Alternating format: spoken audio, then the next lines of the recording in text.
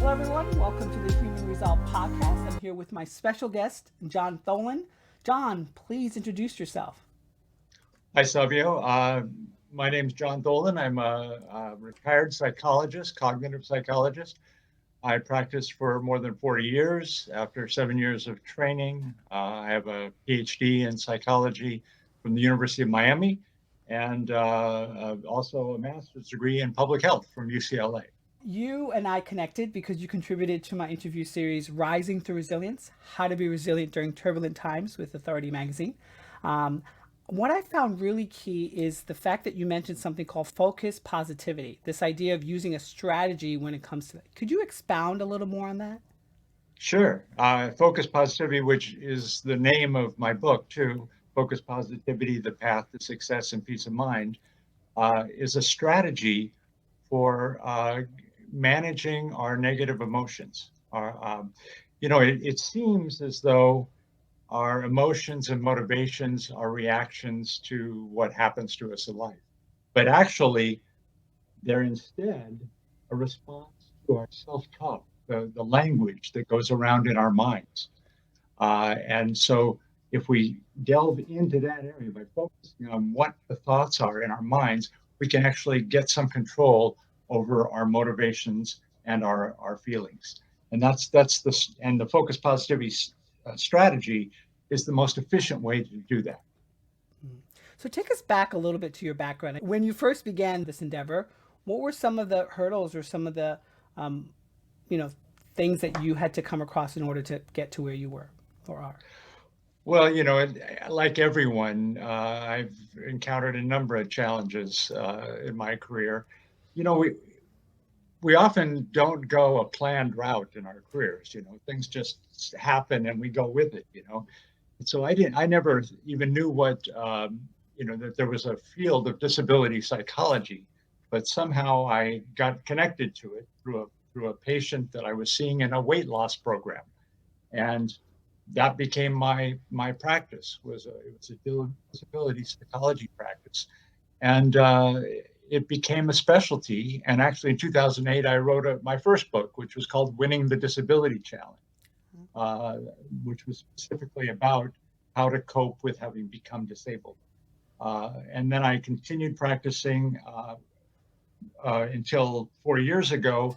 And during that time, I collected thousands of positive messages I recorded for patients and to try to help them to focus on a more functional thought, a thought that doesn't distress us or inhibit us, that's also balanced and reasonable to replace the ones that are causing our problems.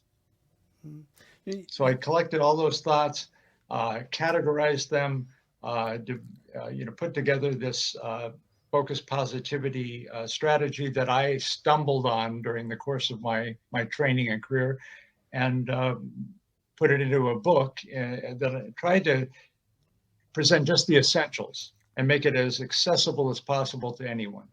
And that's why I felt it was worth pursuing and publishing the book.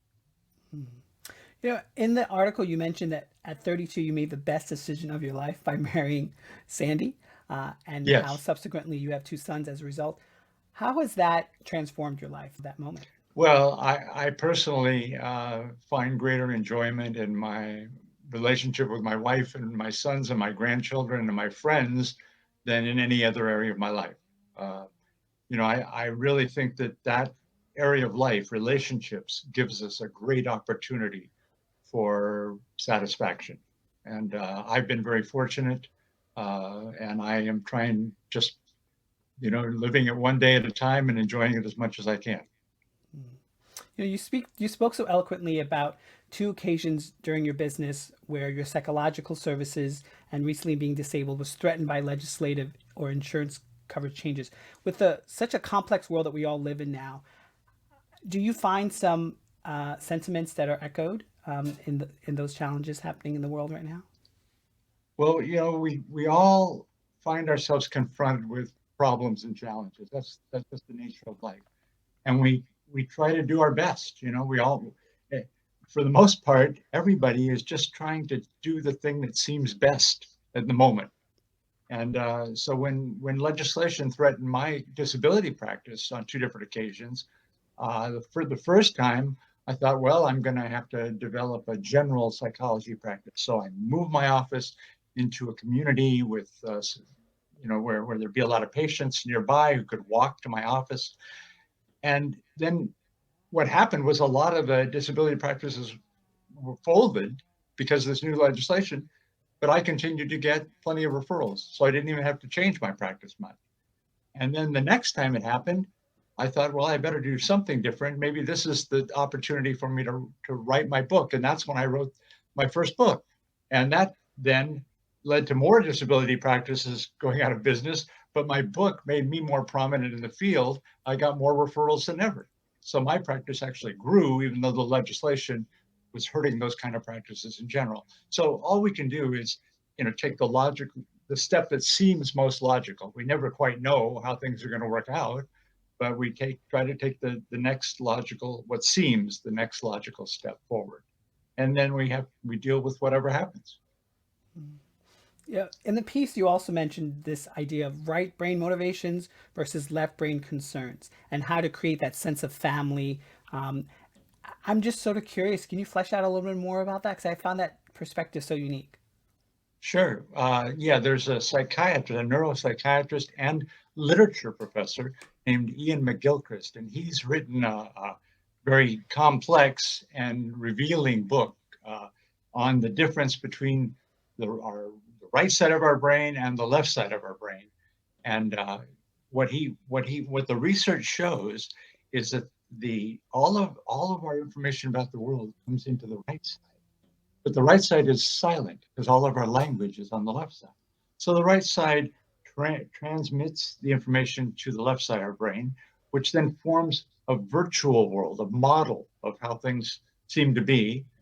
And the left side is focused on helping us survive, on competing, on getting food, on staying alive. The right, and it has all the language. So the left side basically is about manipulating our world with our language for our survival. The right side is the only part of our brain that understands context, understands relationships, understands spirituality, understands love, understands artistic expression. And there's obviously got to be a balance. Both sides are critically important. You can't live without focusing on survival, but we don't want to just be about survival because that's like a robotic kind of life. You know, a robot could do that just as well. We're not robots. We have this other side to ourselves, and the other side is what makes life worth living, what makes survival worthwhile.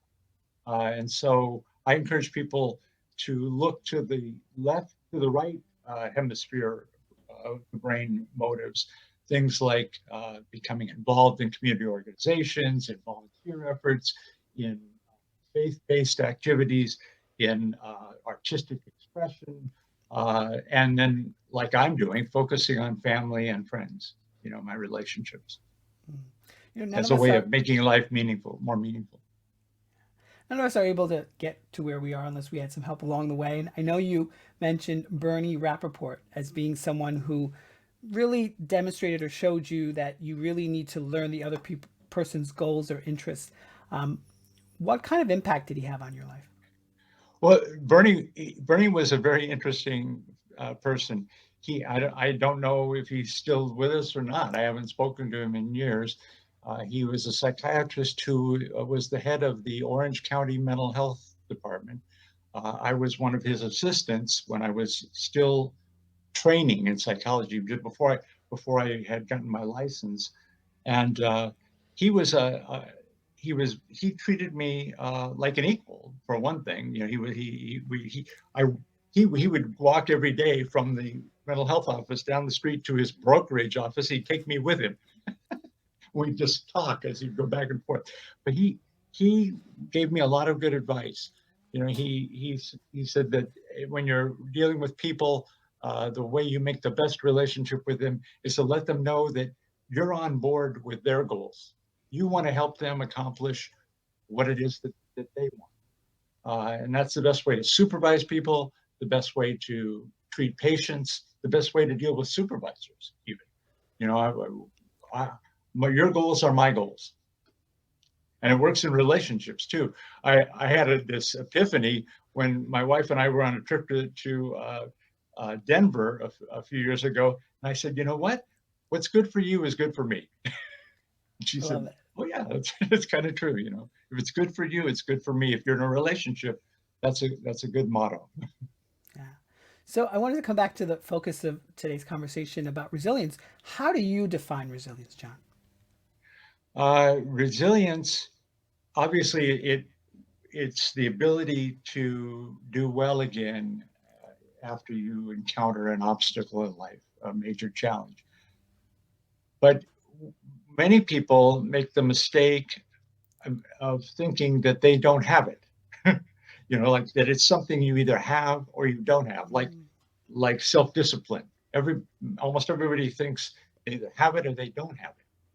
But really what the research shows is that people who act in a way that looks as though they're self-disciplined actually have found a good strategy, that it's really strategy that's more important than any personal strength.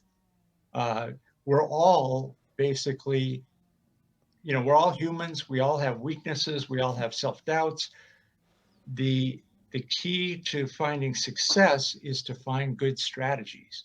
And psychologists have been able to teach children who didn't show self-discipline, who didn't show an ability to delay gratification, have been able to teach them strategies that allowed them to do that. And then they acquire that knowledge. Oh yeah, I can do that. I oh yeah, I found now the strategy I can do that, and it changes everything. It can change everything. So what happens? They've monitored these children over years, and the ones that didn't show self discipline and were not taught it did much worse than the kids who thought they had it and the kids who thought they didn't have it but were taught it. So what it shows is that we can all learn how to appear self-disciplined, how to appear resilient, and that's by finding and adopting a good strategy that allows us to succeed. There was a sentiment you echoed that I just loved about this idea of the greatest power we have is to change how we feel and what we do. How have you found in your work that that was true? Well, what the one thing that we have the power to control is our attention. Okay, we can make the decision to attend to what you're saying, what I'm saying, the thought that's reverberating in my mind, what's going on the news. We can decide what to pay attention to, and that gives us the power to shift our attention away from a thought that's distressing us or inhibiting us unnecessarily, and onto a thought that's more likely to inspire hope and to motivate self-assertion. And that gives us the power to change everything. Well, not everything, but change a lot, to make big changes by shifting our attention. Obviously we are creatures of habit, and our attention is going to go back. You're not going to just go like that and suddenly be always focused on the positive. Your attention, if you're in the habit of focusing on the negative, which many of us are, I mean, it's not too surprising because evolution depended on us being able to focus on the negative because we had to save ourselves. We had to protect ourselves. So it's not surprising that we tend to focus on the negative. But the ability to shift our attention to the positive is something we can gradually develop when we have a strategy. That's what the focus positivity strategy is. It's a strategy for learning to shift our attention more to the positive. And the more you do it, the easier it becomes. So if you keep practicing that strategy, eventually it becomes kind of automatic. Our automatic thoughts, the ideas that pop spontaneously into our minds, are determined by a complex interaction between our inherited temperament and the way that life has treated us, our exposure to experience. And when that interplay has left us cynical about life or excessively self-critical, our automatic thoughts tend to be negative, tend to be dysfunctional. They work against us. They inhibit us, they cause distress without inspiring any constructive action.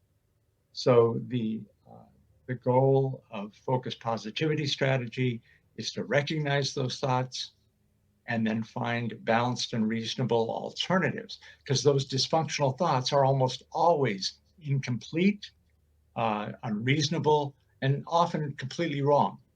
And there are just as good or better thoughts out there that are positive. And so if we get ourselves into the habit of looking for those, we can increase our peace of mind, and we can have more success in life, because we won't be so inhibited about pursuing reasonable risks. You have a 4-step focused positivity strategy. Can you flesh that out a little more? Yeah, well, the first step is mindfulness. Okay, mindfulness is a term that's usually associated with meditation, achieving a relaxed state of mind. But mindfulness just means being aware of what's going on in our bodies and our minds at the current moment. So we can't change anything if we're not aware of it. So mindfulness is about looking at what the thoughts are that are going through our minds. And when we're upset, when we're feeling inhibited, the goal is to look, well, what are the thoughts here? What are the thoughts that are causing, that are leading to these feelings? And once you identify one of those thoughts that's related to those feelings, then the next step is to start looking for alternatives, looking for balanced, reasonable alternatives more likely to inspire hope and motivate us toward constructive action. Then the goal is to just consistently shift our attention as much as possible from the dysfunctional thought back to the functional one, the one that works for us, that motivates us. And it's so interesting because uh, we know that we want to pay as little attention as possible to the dysfunctional thought. So I encourage in the book uh, that dysfunctional thoughts, if we're going to record them, and sometimes we need to record them to be able to develop the alternative, but we want to record them in a way that we can get rid of them quickly, because we don't want to accidentally stumble on them. If we're accidentally stumbling on something, let's stumble on the functional thought, the one that works for us. So I encourage people, like in the book, I encourage people, and this is the hardest part about acquiring the whole strategy. It does require keeping a record, just a minimal record, probably 5 minutes a day, keeping a record. And when you're recording the dysfunctional thoughts, I encourage people to record it at the back of your journal or in a separate file or something where you won't have to see it.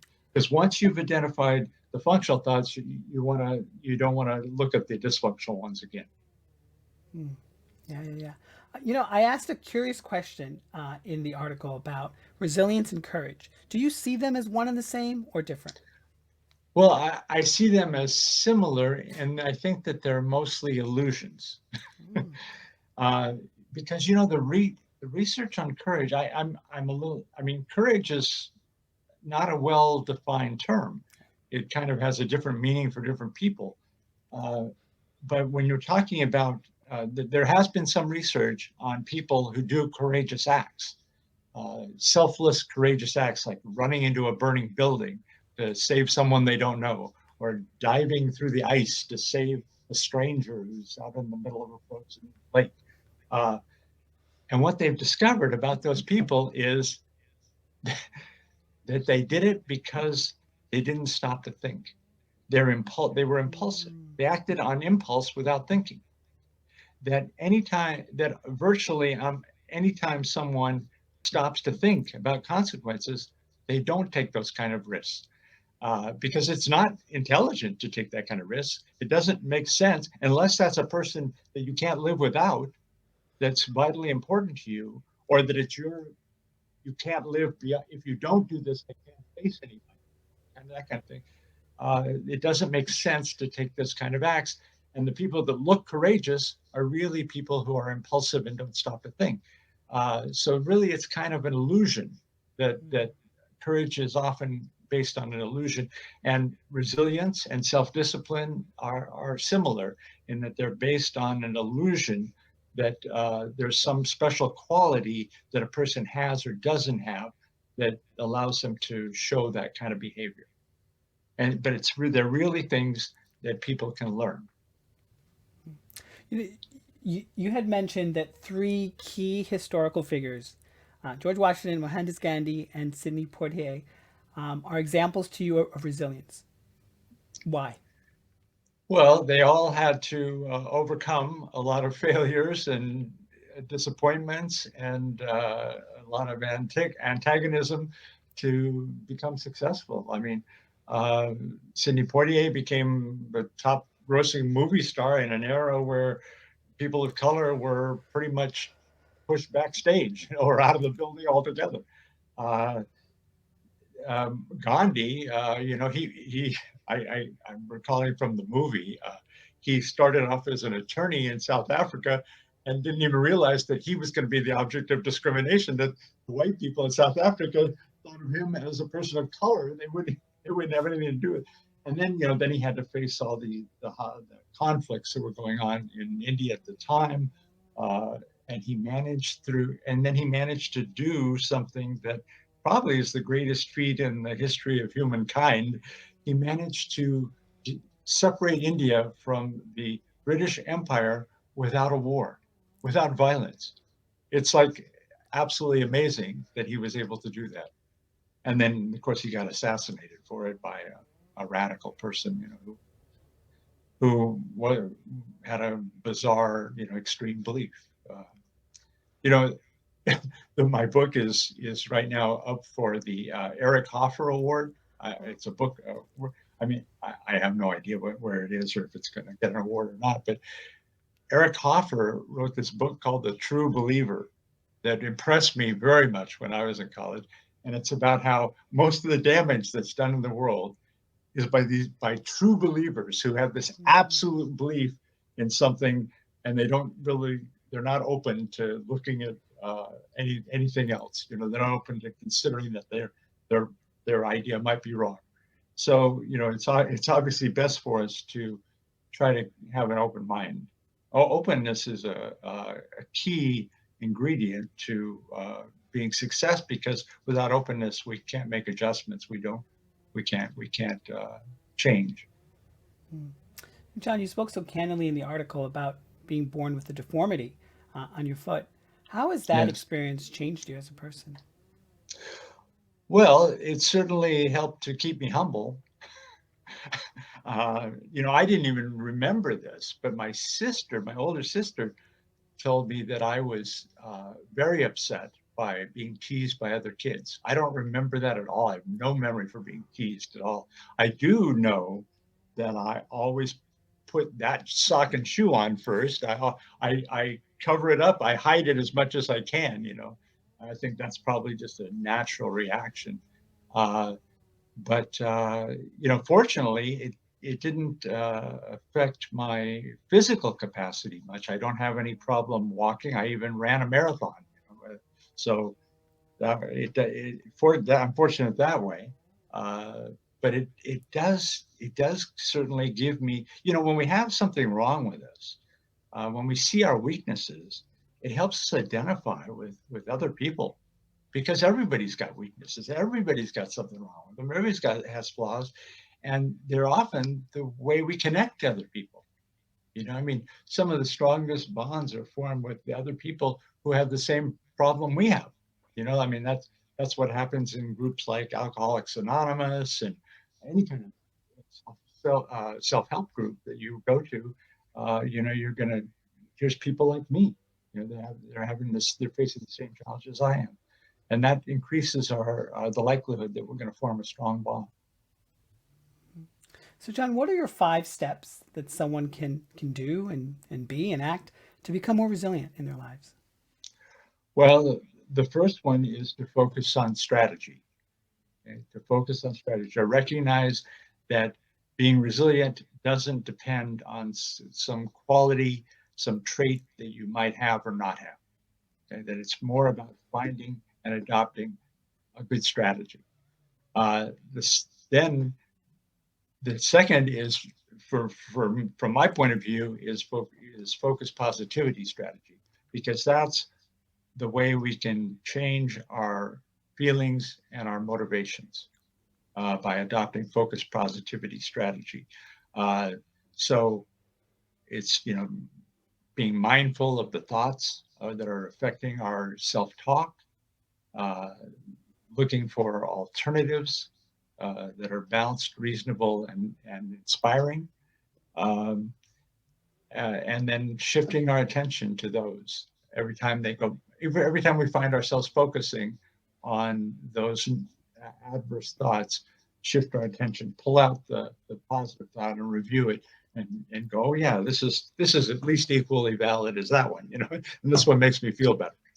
The truth is that we really don't know what's going to happen. We're not capable of understanding all the factors that affect us.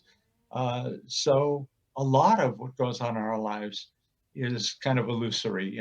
So we may believe this thing, but who knows if it's true? If this other belief, which we don't know if it's true either, it makes us feel better. That's a better one to focus on.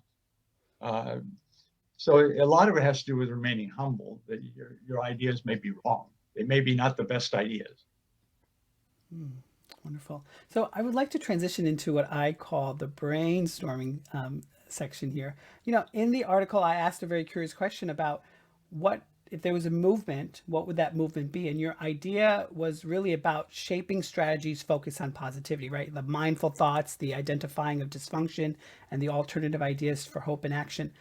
I just really wanted to just have a very candid conversation in and around that idea. Where do you think right now, the world that we live in with so much complexity, that there could be ways to increase that focused positivity? Yeah. Well, we all have very limited ability to control what goes on in the world. Uh, Mostly we can focus on what we have control over. That focused positivity is really about paying attention to what each of us has control over, which is where we focus our attention.